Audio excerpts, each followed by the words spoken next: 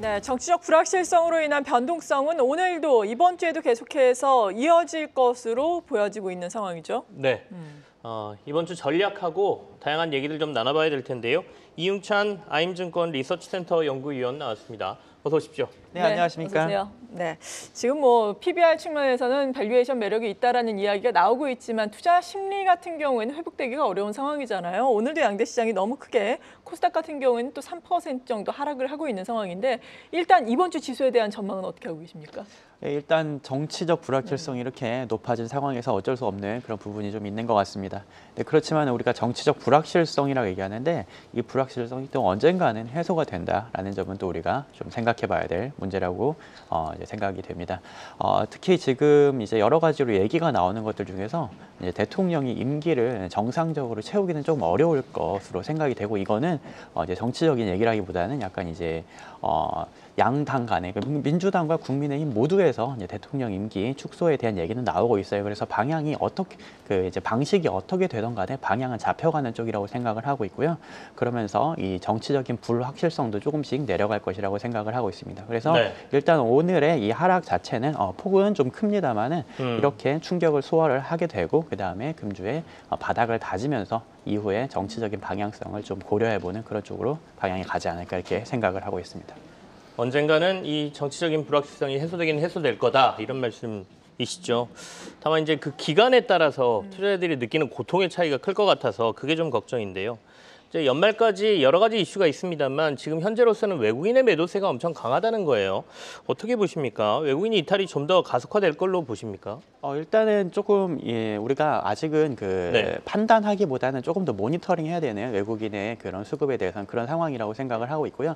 환율이라든지 이런 쪽을 지켜봐야 될 것 같습니다. 그런데 아까 말씀드린 대로 정치적 불확실성이 여기서 더 커지지 않는 방향이다. 사실은 이제 지난 주말에 가장 컸던 것 같고 이게 조금 더 방향을 잡아간다라고 생각을 하면은 외국인의 매도세도 점차 멈추지 않을까 이렇게 생각을 하고 있습니다. 네, 그렇군요.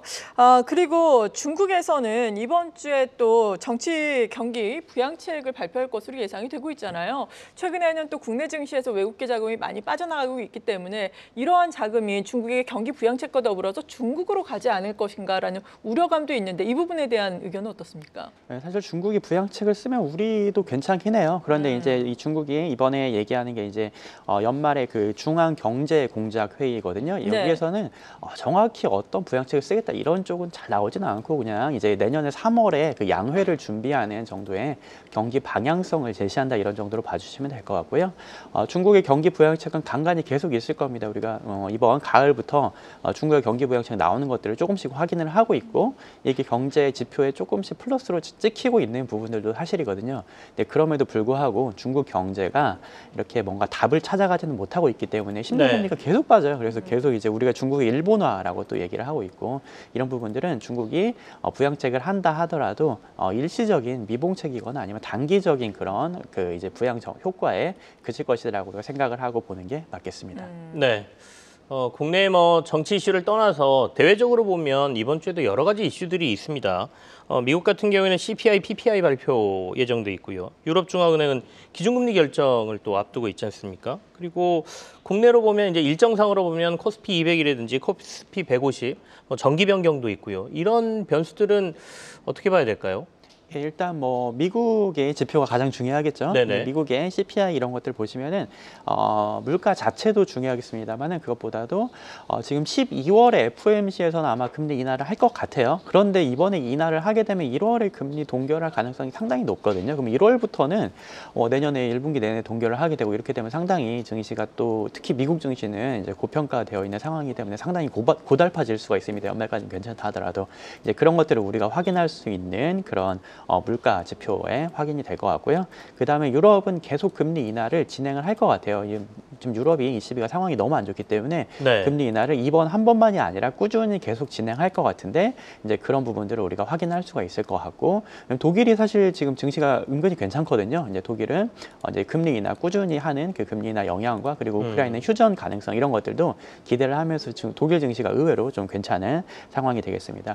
국내에서 코스피 200 네. 지표 종목 변경까지 말씀을 드리면은 사실 그렇게 큰 영향은 없을 것 같아요. 뭐 외국인 수급 이런 것들 다른 것들이 더 중요하기 때문에. 하지만 이번에 효성중공업, APR 등 4개 종목들이 이제 편입이 되는데 지금 변동성 자체가 너무 높아져 있기 때문에 네. 이제 지수 변경 관련해서 변동성을 조금 유의할 필요가 있겠다. 이 정도만 말씀드릴 수 있겠습니다. 독일 증시가 좀 네. 괜찮다라는 말씀이 귀에 확 들어오는데 독일은 사실 요즘 경제가 너무 안 좋다라고 얘기하고 주요 기업들도 뭐 폭스바겐부터 시작해서 되게 안 좋다고 하지 않습니까? 그럼 독일 증시도 이제 내려올 만큼 내려왔기 때문에 반등을 하고 있다 이렇게 봐야 되는 건가요? 아니면 경제가 회복되나요? 일단 경제가 회복되는 기미는 전혀 없고요. 그러니까 네네. 기미가 없기 때문에 계속 ECB가 금리 인하를 하는 네. 상황이에요. 그런데 이제 금리 인하가 계속 진행이 될 거라고 기대가 되다 보니까 이제 그런 이제 통화 정책에 대한 기대가 이제 증시를 올리는 부분이 있고요. 그 다음에 아무래도 트럼프 대통령이 당선되고 나서 우크라이나에 대한 휴전을 아무래도 진행을 할 거라고 보이니까 그 부분도 기대감이고, 세 번째는 말씀하신 폭스바겐과 같은 자동차 쪽은 좋지는 않아요. 하지만 SAP, 셉 같은 그런 IT, AI 관련된 그런 기업들이 주가가 좋거든요. 그러면서 그쪽이 조금 더 상승세를 보이고 있다라고 봐주시면 되겠습니다. 네, 유럽은 아직도 경기가 상당히 안 좋다. 금리 인하 속도 측면에서 뭐 유럽 네. 같은 경우에는 또 계속해서 미국보다 더 빠른 상황이죠. 이에 따라서 유로 달러 패러티라든지 이런 우려도 나오고 있다는 점 참고를 해보시고, 국내 증시로 다시금 좀 넘어오자면은 윤석열 정부의 수혜주로 좀 일컬어졌던 원전이라든지 방산주가 최근에 많이 하락을 했잖아요. 물론 방산주 같은 경우에는 수출주로서의 역할도 크지만 정책의 연속성에 대한 걱정은 좀 있는 상황이에요. 방산 원전 같은 정책적인 측면에서 우리가 눈여겨볼 수 있는 종목들은 앞으로의 흐름이 어떻겠습니까? 네, 지금 이번 정권의 수혜주들을 좀 조정을 받는 게 어쩔 수 없는 부분일 것 같아요. 예, 조정이 나올 거라고 생각을 하고 있고, 방산도 지금 벌써 뭐 수출 협약 지원 이런 얘기가 나왔거든요. 그리고 네. 뭐 정부에서 수출 금융 지원이라든지 이런 것들을 은근히 많았어요. 이런 부분들이 많이 지원이 될 거기 때문에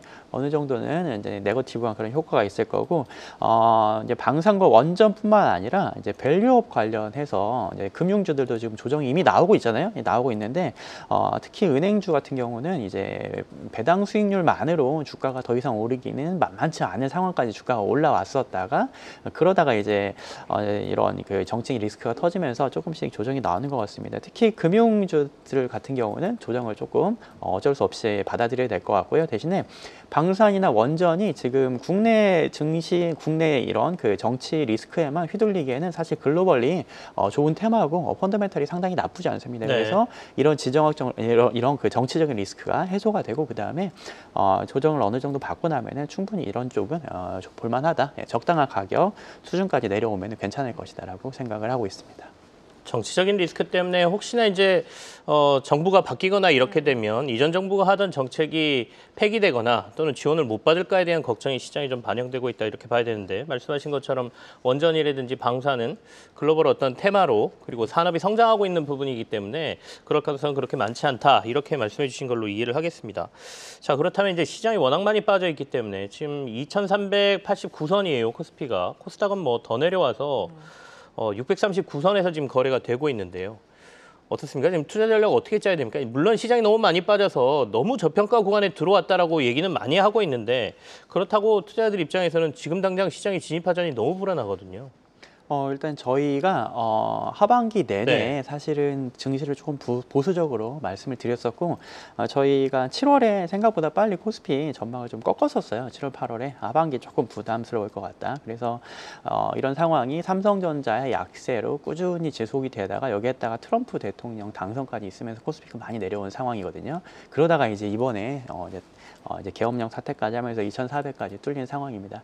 여기에서 분명히 지금 한국의 경제 상황이 좋지는 않아요. 지금 계엄령이 이 사태가 없었다고 하더라도 지금 아까 말씀드린 뭐 이제 삼성전자의 문제, 트럼프 대통령 문제, 뭐 중국 경제 하강 문제 다 있습니다. 근데 그런 것들을 우리가 이제 고려를 반영을 하고 여기에다가 이런 정치적 리스크까지 들어왔고요.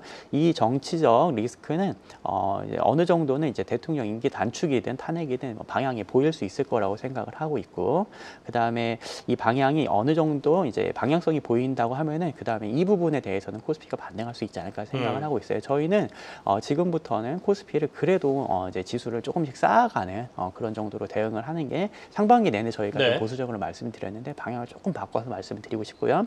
대신에 하단은 조금 더 깊게 잡고 시간을 조금 더 넓게 둬서 저희는 하단 2,250포인트 정도까지 말씀드리고 있거든요. 그래서 네. 2,400 언더에서부터 그 정도까지는 조금씩 쌓아가고 저희가 우상향을 말씀드린 게 전혀 아닙니다. 우상향은 아니지만은 그래도 코스피가 한국 증시가 하단을 지켜낼 수 있는 그런 복원적은 있을 것 같다라고 생각을 하고 이렇게 조금씩 매수 대응을 해보시면 어떨까 이렇게 생각을 하고 있습니다. 네, 그러니까 중장기적으로 보자면은 물론 지금 단기적으로는 추가적으로 하단을 열어놔야 되겠지만 매수를 할 수 있는 지금 구간에 와 있다라는 부분인데 어떤 시장의 신호를 보고 매수에 대응하면 좋을지 혹시 시장의 뭐 신호라든지 트리거 우리가 주목해 볼 만한 것이 있을까요? 일단 외국인 수급일 것 같아요. 이 네. 모든 것들을 우리 해석하는 이 정치적 해석을 지금 외국인 수급이 플러스로 돌아서느냐 그리고 환율이 계속 안정되느냐 이런 부분을 봐야 될 것 같고 그 다음에 외국인들도 결국에는 한국의 정치를 보고 들어오는 거 아니겠습니까? 그래서 정치가 지금 사실 되게 혼란스럽고 양당의 의견이 많이 갈리는데 이 부분들이 조금씩이라도 진전이 있고 미래가 어떻게 될지 보인다 이렇게 생각이 되면은 이 부분에 대해서는 우리가 리스크가 완화된다고 생각을 할 수 있고 그러면 우리가 이제 내년에 트럼프 정권이라든지 사실 넘어가야 될 산들이 되게 많거든요. 그런데 빨리 이 산이라도 빨리 해결되기를 좀 바라보고 있고요. 그런 부분에서 이제 바닥을 조금 고민할 수 있지 않을까 이렇게 생각을 하고 있습니다. 네. 네, 지금까지 이용찬 아임증권 리서치센터의 연구위원과 함께했습니다. 감사합니다. 네, 감사합니다.